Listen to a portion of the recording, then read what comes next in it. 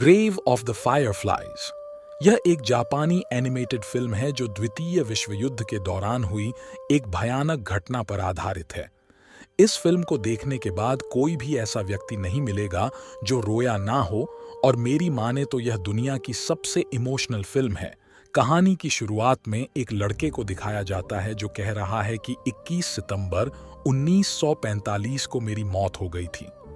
फिर हम इसी लड़के को देखते हैं जो काफी बुरी हालत में ट्रेन प्लेटफॉर्म पर बैठा है।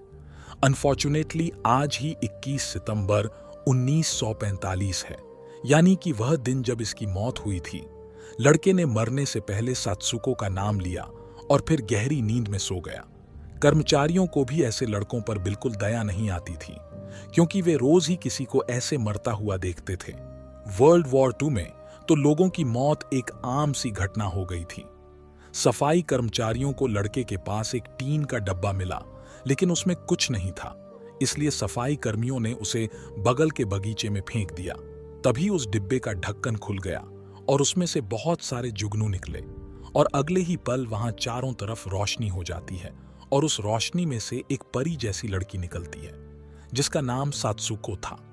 वही हम देखते हैं कि उस लड़के की अब तक मौत हो चुकी थी। उसका शरीर बहुत दूर पड़ा है। सत्सुको उसकी तरफ भागने वाली थी कि तभी एक हाथ उसके कंधे को छूता है, और जब सत्सुको पलटकर देखती है तो वह हाथ उसके भाई का था जिसका नाम था सेइता। सत्सुको ने अपने भाई का हाथ पकड़ा और फिर यह दोनों जिंदगी के बाद वाले सफर पर निकल पड़े। असल में जो लड़का वहां स्टेशन पर मर गया था वो कोई और नहीं सत्सुको का भाई सेइता था। यह उन दोनों भाई बहनों की आत्मा थी। अब हम फ्लैशबैक में पीछे देखते हैं जहां जापानीज लोग इधर उधर भाग रहे हैं क्योंकि अमेरिका उन पर एयर स्ट्राइक करने वाला है। इसी बीच सत्सुको का भाई सेइता कुछ खाने पीने का सामान जमीन में गाड़ रहा था।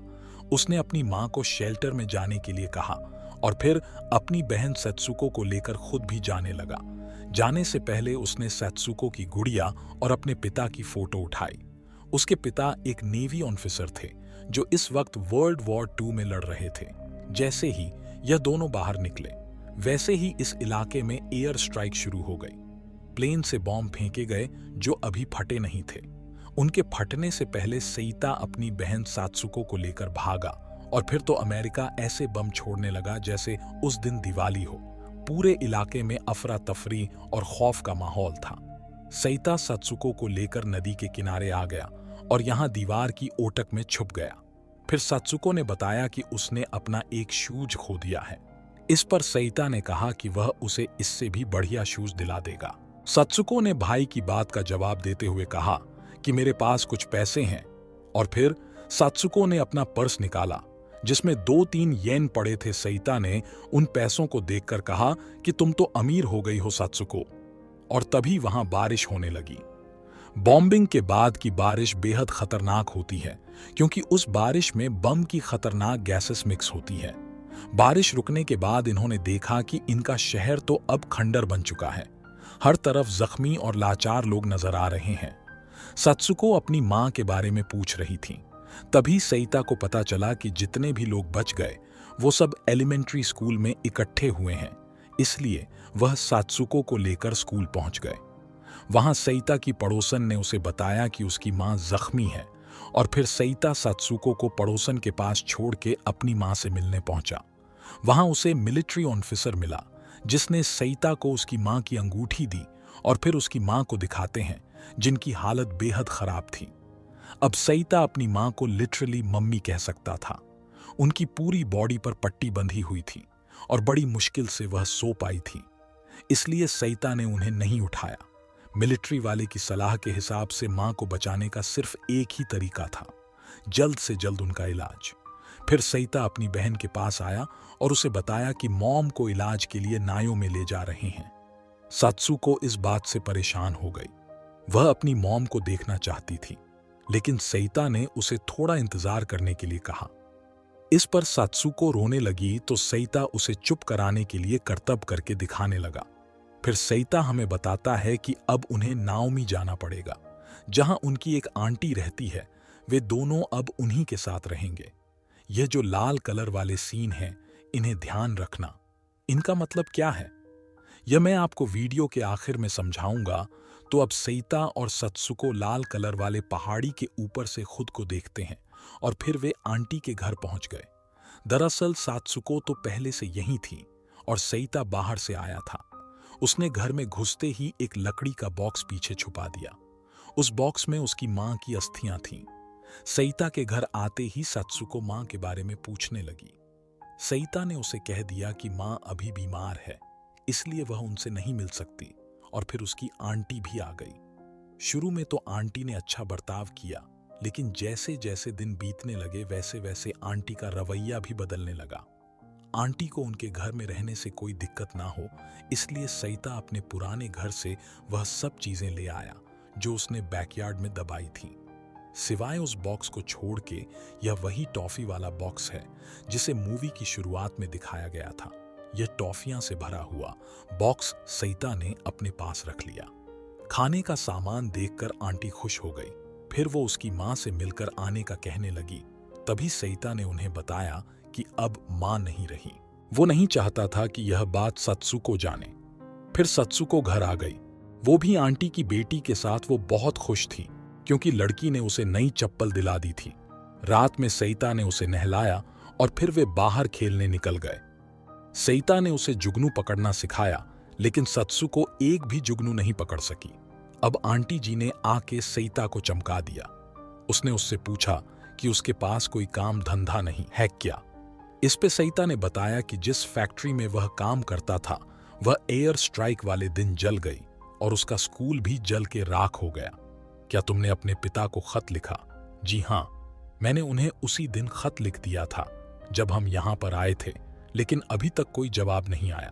मतलब खत भेजे हुए 10 दिन हो गए, अभी तक तो जवाब आ जाना चाहिए था। फिर आंटी को दिखाते हैं जो अपने पति और बेटी को तो भर भर के खाना दे रही थी, और सत्सुको और सईता को कम कम तभी दोबारा एयर स्ट्राइक की चेतावनी मिलने लगी और इन्हें रात शेल्टर में गुजारनी पड़ी। फिर अगले दिन सत्सुको और सईता बीच के लिए जाने लगे। वहां वे खूब खेले। इसी बीच सईता को पुराने दिनों की याद आ गई, जब वे यहाँ अपनी माँ के साथ आते थे। वे दिन बेहद बेहद खूबसूरत थे, जो शायद अब कभी नहीं लौटेंगे। जैसे ही वे घर आए तो आंटी ने सईता से कहा कि तुम्हारी माँ का किमोनो अब किसी काम का नहीं है, इन्हें बेच के काफी सारे चावल मिल सकते हैं। सईता उनकी बात मान गया, लेकिन सात्सुको अपनी माँ के कपड़े यूं ही नहीं देने वाली थी। वो उन कपड़ों के लिए खूब रोई, लेकिन आंटी ने उसकी तरफ पलट के भी नहीं देखा। तभी लाल रंग वाले सेतु को दिखाते हैं, जो यह सब होते हुए देख रहा था। उसे वो पल याद आए जब उनका परिवार साथ था। उन्होंने साथ में एक फैमिली फोटो भी खिंचवाई थी, जिसमें उसकी माँ ने वही किमोनो पहना था जिसे आज आंटी चावल के बदले बेचने वाली है। आंटी किमोनो के बदले चावल ले आई और उसमें से आधा हिस्सा उन्होंने सईता को दे दिया।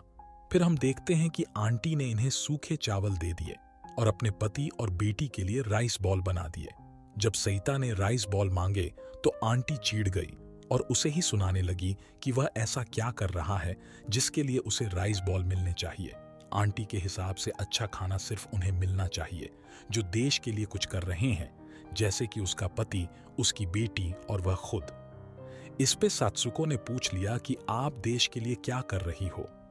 आंटी ने बड़ी रोबदार आवाज में जवाब दिया कि मैं अपने पति के लिए खाना बनाती हूं ताकि वो देश के लिए कुछ कर सके।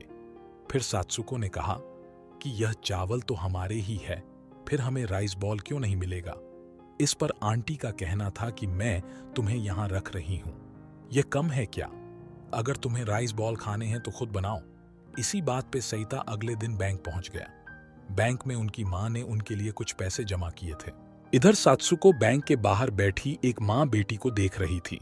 उन्हें देखकर उसे अपनी मां की याद आ गई। तभी सईता वहां गया। उसने सईता से कहा कि उसे भूख लगी है। फिर सईता ने उसे उसी बॉक्स में से एक टॉफी दे दी, जिसे खा के सात्सुको खुश हो गई। फिर सईता ने अपने पिता को खत लिखा और अब वह बैंक से निकाले हुए पैसों से गैस स्टोव और कुछ बर्तन लेने आ गया। उन्होंने एक छतरी भी ले ली, जिसकी हालत ऐसी थी जैसी कि इस वक्त मेरी है। फिर सईता ने अपनी बहन को स्वादिष्ट खाना बना के खिलाया। अगले दिन यह राशन लेने गए तो इन्हें बहुत कम राशन मिला और अगला राशन अब जुलाई में आएगा, इसलिए इन्हें इसी में काम चलाना पड़ेगा। भूख के मारे सत्सुको रोने लगी तो सईता ने उसे वही टॉफी वाला बॉक्स दिया, लेकिन वह अब खाली हो चुका था।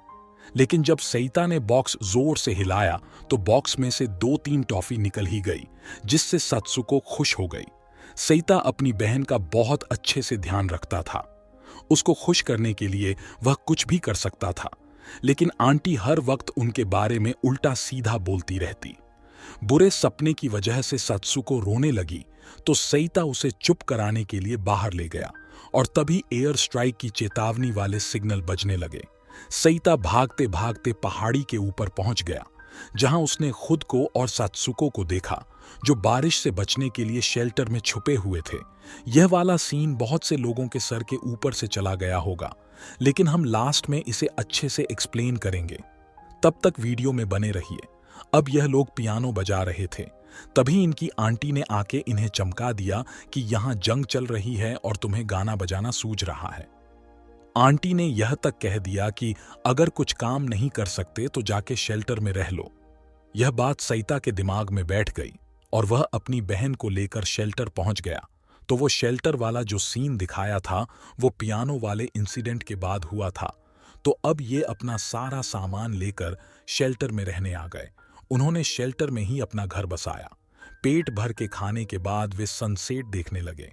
रात में सात्सुको सो नहीं पा रही थी क्योंकि शेल्टर में काफी अंधेरा था, इसलिए सईता जुगनू को पकड़ के अंदर ले गया और जुगनू ने इनके शेल्टर को रोशनी से भर दिया। अगले दिन सात्सुको को ग्रेव बनाने लगी। ग्रेव बोले तो कब्र। उसने सईता से कहा कि मां भी तो ग्रेव में है। यह सुनकर सईता हिल गया। फिर सात्सुको ने पूछा कि यह जुगनू इतनी जल्दी क्यों मर जाते हैं। यह सुन के सईता की आंखें आंसुओं से भर गईं। वह इतने वक्त से सत्सुको से मां की मौत के बारे में छुपा रहा था, लेकिन सत्सुको की आंटी ने उसे सब कुछ बता दिया।